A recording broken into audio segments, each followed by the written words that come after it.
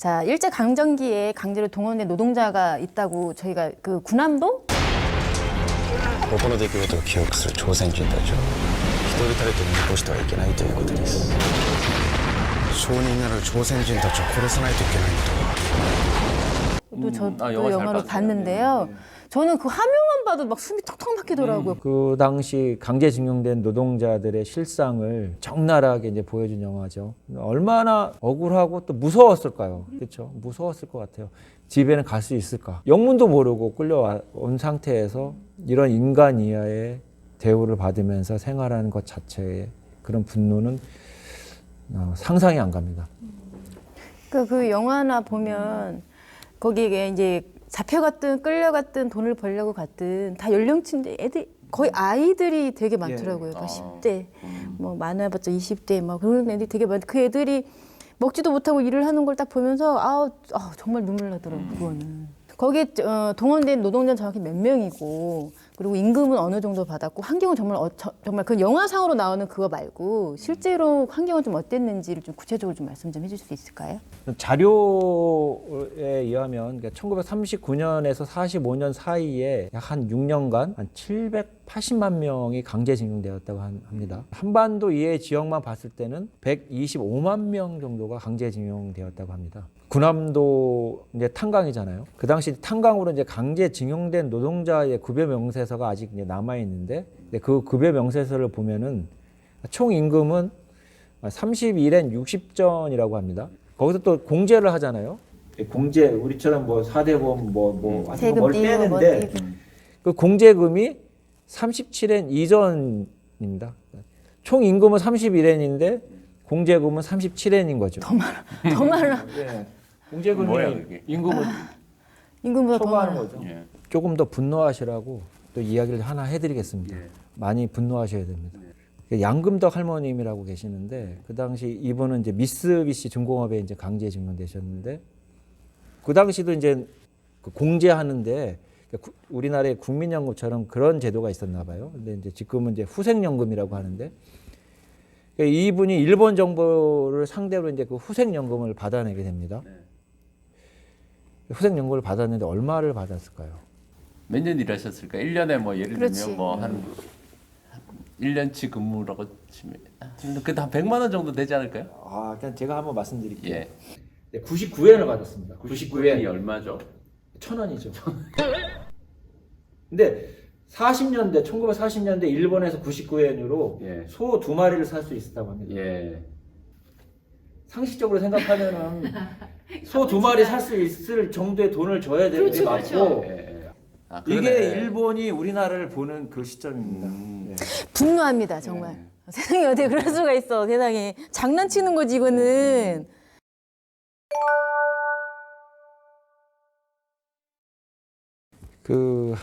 이제 조세이토 탄광이라고 그런 탄광 해저 탄광인데 예, 바다 및 10여 킬로까지 이 갱도를 뚫고 들어갔다고 합니다.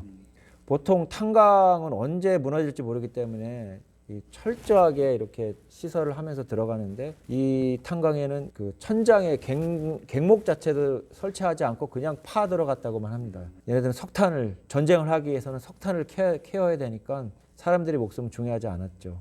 여기는 일본 야마구치현 남부 우베시의 앞바다입니다. 수면 위로 콘크리트 구조물 2개가 섬처럼 떠 있는데요. 환기구입니다. 이곳은 조세이 해저 탄광이 있던 자리로 바닷속 작업자들이 숨을 쉴 수 있도록 공기 통로를 만들어 놓은 겁니다. 하지만 74년 전이던 1942년 2월 3일 갱도가 무너지면서 작업 중이던 노동자 183명이 깔려 숨졌고 그중 일본인 관리인들을 제외한 136명은 강제로 동원된 조선인 징용자들이었습니다. 그러다 어느 날 무리한 채탄으로 위태롭던 갱도가 바닷물의 무게를 이기지 못하고 그만 순식간에 붕괴된 겁니다. 그렇지만 회사는 수몰된 희생자들을 구조하긴커녕 입구를 널빤지로 막아버렸습니다.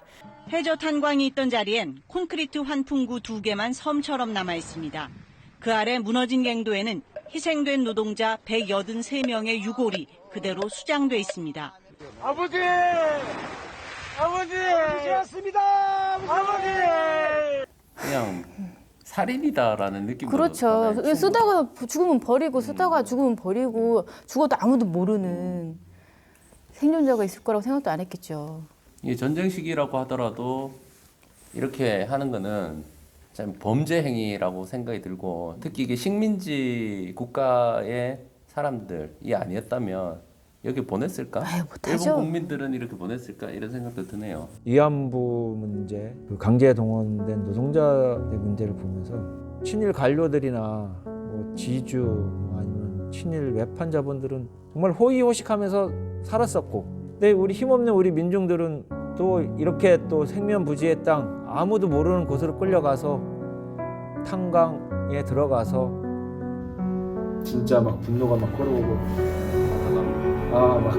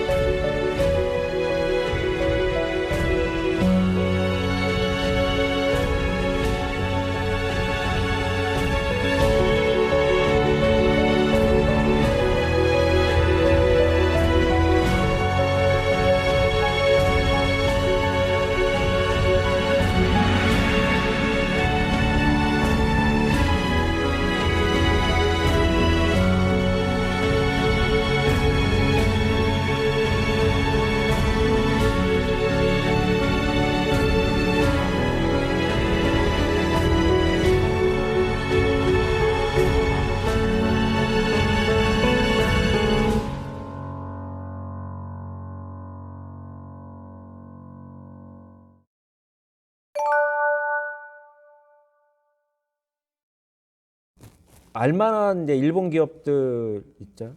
뭐 미쓰비시나 미쓰이, 스미토모, 신일본제철 이런 기업들이 바로 우리 조선의 강제징용 노동자들을 가장 많이 착취한 전범 기업인데, 요 기업들의 후예들이 또 보면 닛산, 도요타, 니콘이나 도시바 등, 그리고 또 군함도로 알려진 그 하시마 탄광 같은 경우는 미쓰비시 강업 소속의 탄광입니다.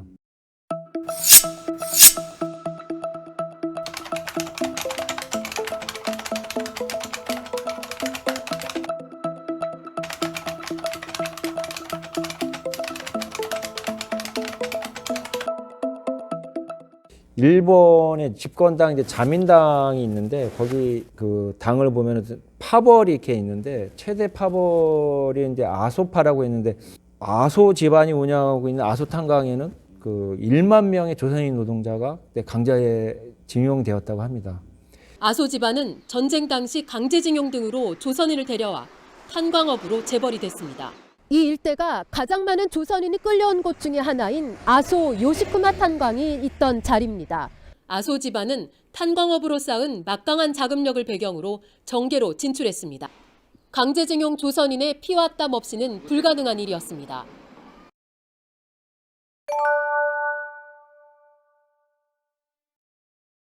그 강제로 노동을 시킨 일본 정부하고 기업은 아직까지 사과도 아직 안 하고 밀린 임금도 아직 지급을 안 한 상태인데, 그럼 피해자분들은 지금 그동안 어떻게 싸워왔나요? 우리 아직 생존에 계신 분들이 몇 분 계시죠?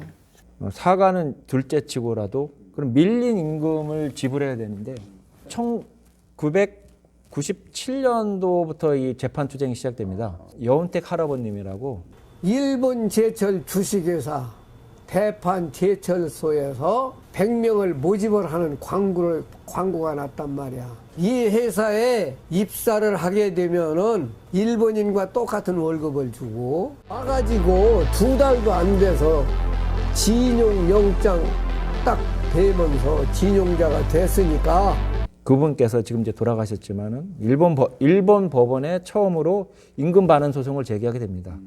네, 물론 이제 그 일본 법원에서는 패소가 됐죠.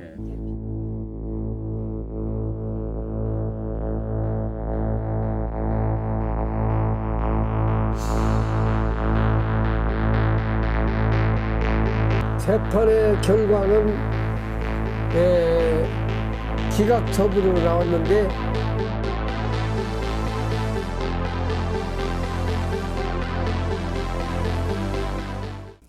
근데 이제 국내에서는 2018년도에 대법원에서 이제 판결을 내리게 됩니다. 일본 전범 기업의 한국 내 자산을 압류할 수 있다.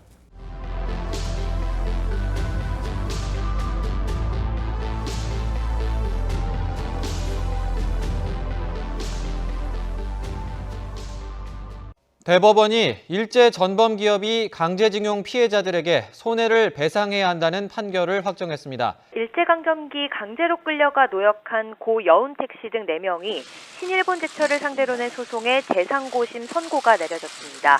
대법원 전원합의체가 다른 사건인데요. 여 씨 등에게 신일본 제철이 1억 원씩 배상하라는 원심 판결을 확정했습니다. 피해자분들께서 신일본 제철 기업의 자산을 압류를 했어요. 압류를 하니 그 당시 일본 총리 아베는 これ国と国との約束なんです。この約束を違えられてしまったらどうなるのかということですね。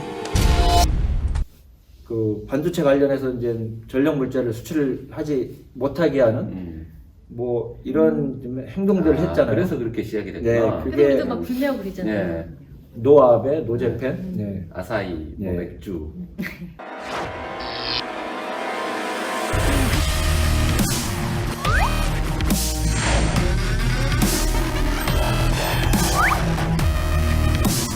양국 관계에 대한 중대한 도전입니다.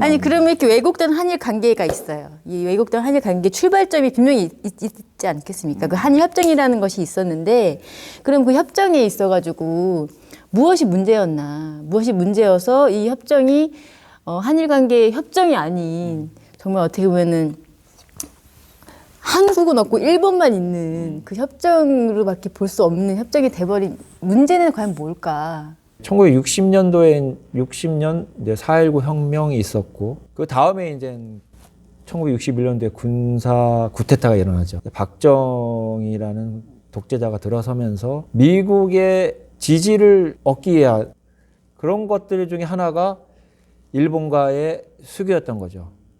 그 당시 미국 같은 경우에는 한반도가 분단이 되면서 남한과 일본의 관계가 좀 어느 정도 안착이 되어야지 그나마 동아시아에서 자기들의 이하 요구를 지켜나갈 수 있을 것 같다라는 그런 생각이 있었던 것 같습니다. 2차 대전 후 세계는 냉전 상태에 들어섰습니다. 미국은 1960년 베트남 전쟁이 일어나자 아시아가 공산 진영에 넘어갈까 걱정하게 됐죠.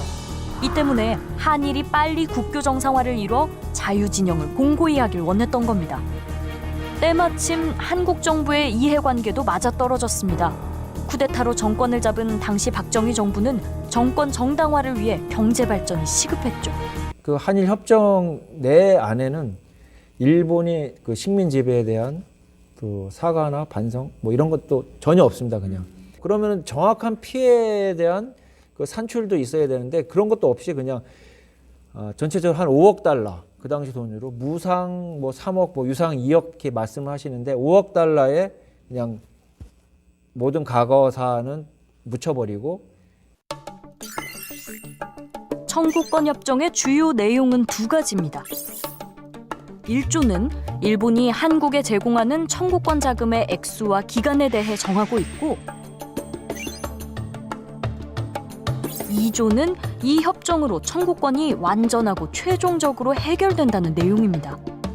1965年に請求権協定において互いに請求権を放棄した。これ国と国との約束なんです。この約束を違えられてしまったらどうなるのか。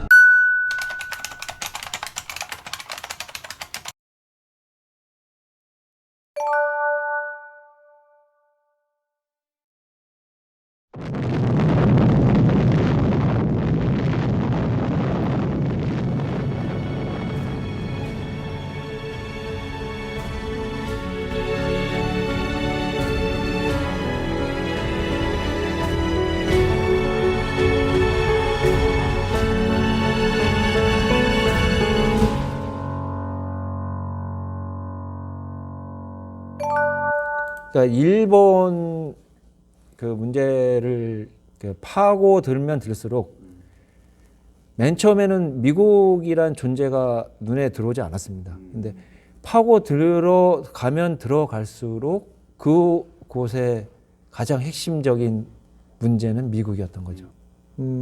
1951년도에 일본이 패망하고 좀 한참 지나서죠. 강화 조약을 하면서 일본은 이제 하나의 주권 국가로 다시 탄생하는 그 순간이거든요. 숨겨진 미국의 역할이 거기서 나오는 거죠. 그 2차 세계대전 후에 이제 동아시아에는 소련과 중국이 있고, 그래서 일본을 좀 방공의 교두보로 삼아야 되지 않느냐. 이런 이제 그들이 전략이 있었겠죠. 거죠. 자기들의 입맛에 맞게 일본을 요리하기 위해서는 일본의 요구를 들어줘야 되는데, 거기서 일본의 이해와 요구는 한국의 교정국 지위를 박탈시키는 게 일본의 이해와 요구입니다. 그 회의를 소집할 때 조건이 뭐인가니 참전국만이 회의에 참석하는 걸로 그렇게 됐거든요. 우리도 임시정부 때 선전포고하고 그랬으니까 참전국이 될 수가 있다고 봐야 되는데 그걸 안 받아준 거죠. 샌프란시스코 강화 조약은 일본이 아시아인들에게 가한 잔혹한 전쟁 범죄를 묻어버렸다. 그것은 불화의 씨앗을 품은 강요된 화해였다.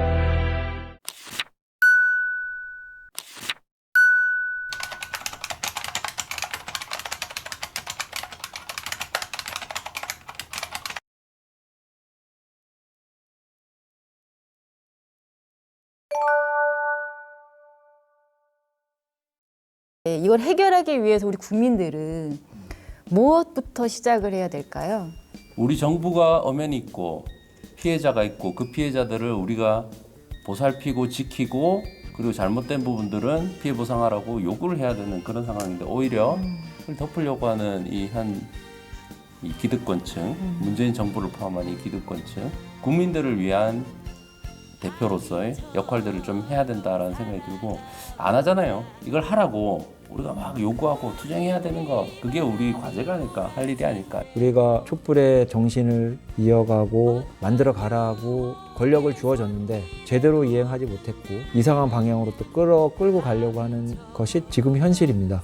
우리들이 또 무엇을 해야 하는지는 명확한 것 같습니다. 촛불을 들어야죠. 우리 국민들은 항상 저항의 역사 그리고 또 이 투쟁의 역사를 만들어 왔다고 생각하거든요. 그런 것 같아요. 저도 이제 아이를 키우는 부모의 입장에서 보면은, 그러니까 역사가 얼마나 중요한지에 대해서 되게 고민을 많이 하겠다. 아이들이 학교를 다닐 때부터 뭔가 우리 역사 바로 잡힌 역사 교육을 받고 그 역사의 바른 관점을 가지고서 좀 이렇게 좀 성장을 하면 투쟁을 하던 촛불을 들던 그게 좀 더 빨라지면서 뭔가 좀 더 미래 세대들한테 좋지 않을까. 오늘 우리의 싸움이 삼성동이 그랬던 것처럼 다른 미래를 만들 것이라는 결의를 가지고 그게 바로 한미일 동맹입니다. 어떤 걸 빠진 대선 후보는 비상시에 일본 자위대가 이 땅을 들어올 수도 있다라는 망언을 했습니다. 일본은 식민지배 참여하라. 우리의 힘으로 역사를 바로 세우자.